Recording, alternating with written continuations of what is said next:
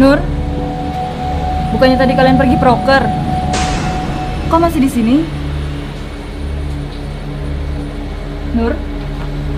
Nur?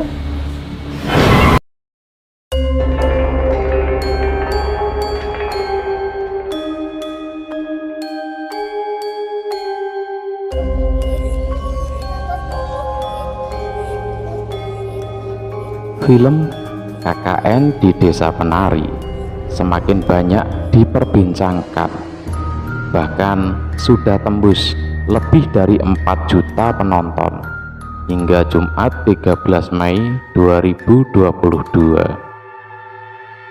Pada film KKN di Desa Penari terdapat sebuah tokoh yang bernama Badara Wuhi yang membawa ruh Ayu dan Bima ke alam lain. Badara Wuhi disebut merupakan sosok siluman yang sangat cantik dan digambarkan sebagai seorang penari bertubuh ular dengan ciri khas selendang berwarna hijau. Siapakah sosok Badara Wuhi itu? Kami akan mengupas tuntas karakter Badara Wuhi berdasarkan sumber terpercaya. Cerita otentik KKN di Desa Penari sempat menjadi perbincangan hangat pada tahun 2019. Berawal dari sebuah thread yang dibagikan akun Twitter bernama Simpleman. Badara Wuhi menurut berita yang beredar merupakan penari yang berwujud setengah ular. Konon Badara Wuhi memiliki paras yang cantik, namun memiliki sorot mata yang mistis dan dapat menyerap energi siapapun yang menatapnya. Menurut beberapa sumber, Badara Wuhi merupakan siluman dari pantai selatan yang pernah merasuki seorang penari wanita di desa.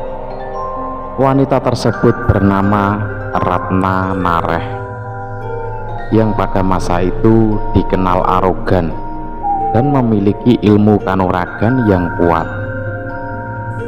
Konon Badara Wuhi sempat tidak mau lepas dari tubuh sang penari, hingga pada akhirnya tubuh Ratna Nareh harus dibakar terlebih dahulu. Barulah Badara Wuhi bisa keluar.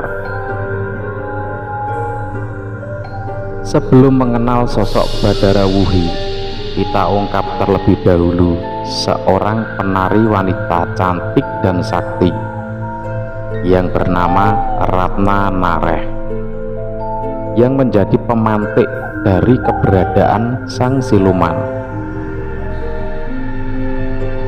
Dikutip melalui thread akun Twitter Ratu Ngondiek,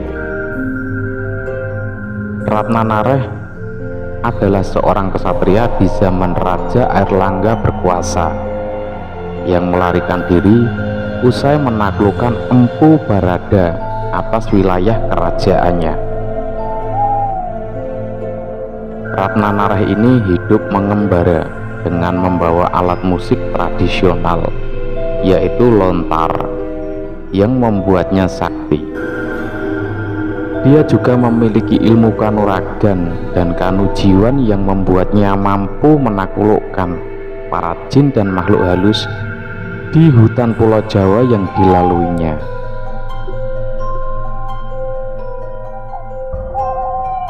Bahkan karena lontar tersebut pula Ratna Nareh mendapatkan anugerah untuk tetap awet muda.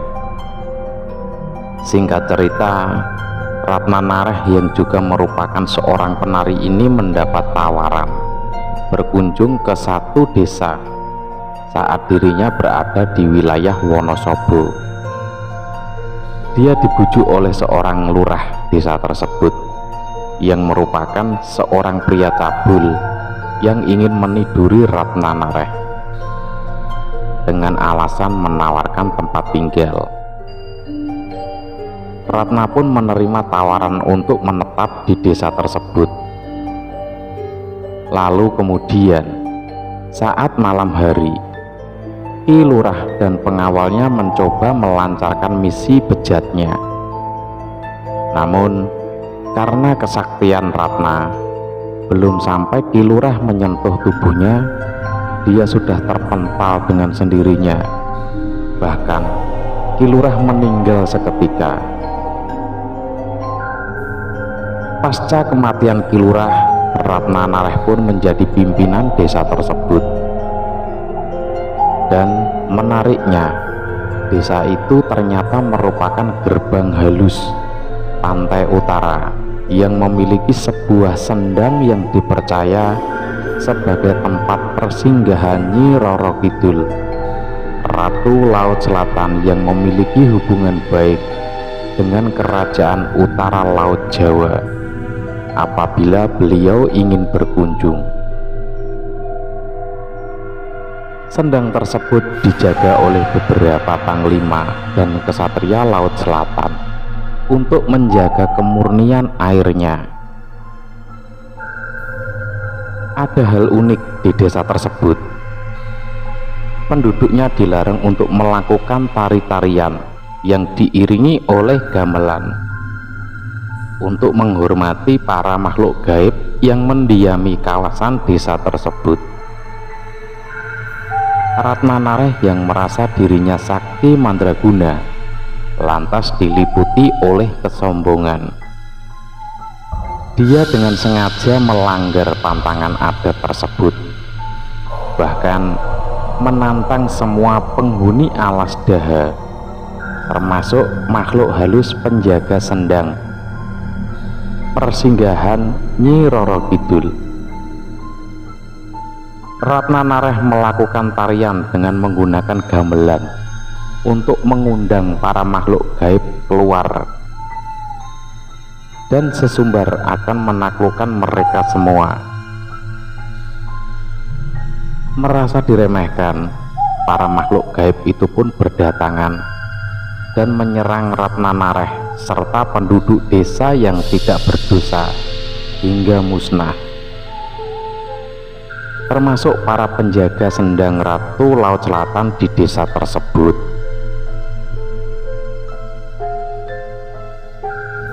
Ada satu hal yang menjadi awal mula munculnya sosok Badarawuhi. Setelah penghuni desa itu dibasmi oleh makhluk gaib penghuni alas daha, tinggallah Ratna Nareh seorang yang tak berdaya. Kemudian salah satu penjaga sendang itu merasuki tubuh Ratna Nareh, seorang penari wanita yang sakti. Makhluk halus tersebut tidak mau keluar dari jasad Ratna Nareh, hingga akhirnya jasad Ratna Nareh itu pun dibakar oleh Ratu Laut Selatan. Barulah makhluk gaib penjaga sendang itu bisa keluar. Karena telah melanggar aturan dan kodratnya, penjaga sendang itu pun dikutuk oleh Nyi Roro Kidul dan diusir dari Kerajaan Laut Selatan. Jadilah sang penjaga tersebut menjadi sosok siluman yang berwujud setengah manusia dan setengah ular. Sosok siluman itu bernama Badarawuhi.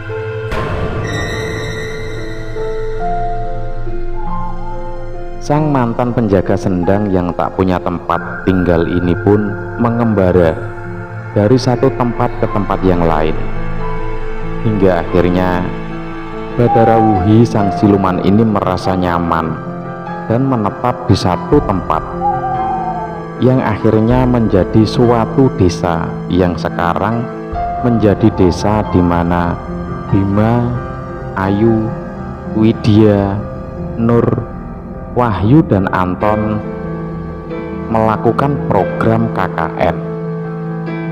Wujud siluman itu adalah manusia setengah ular.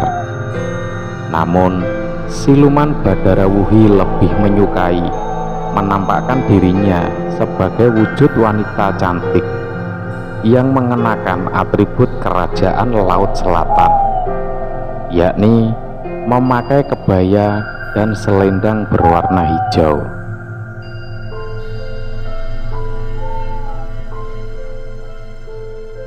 Badara Wuhi memiliki sifat jahil dan suka menggoda, terutama pada kaum laki-laki. Badara Wuhi juga menyukai suara gamelan dan menari.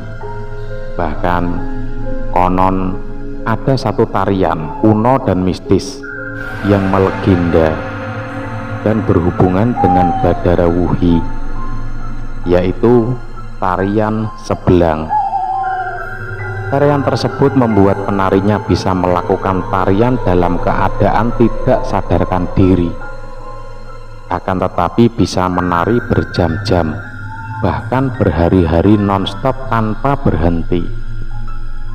Namun ketika Badara Wuhi marah akibat ada yang melanggar aturan wilayah kekuasaannya, maka Badara Wuhi akan menampakkan wujud aslinya, yaitu setengah manusia dan setengahnya ular berwarna hitam legam. Siluman inilah yang disebut Badara Wuhi oleh masyarakat di ujung timur Pulau Jawa, yang disebut sebagai Desa Penari. Terima kasih sudah mengikuti kisah-kisah mistis di Pena Hitam Cermis. Sampai jumpa di kisah selanjutnya.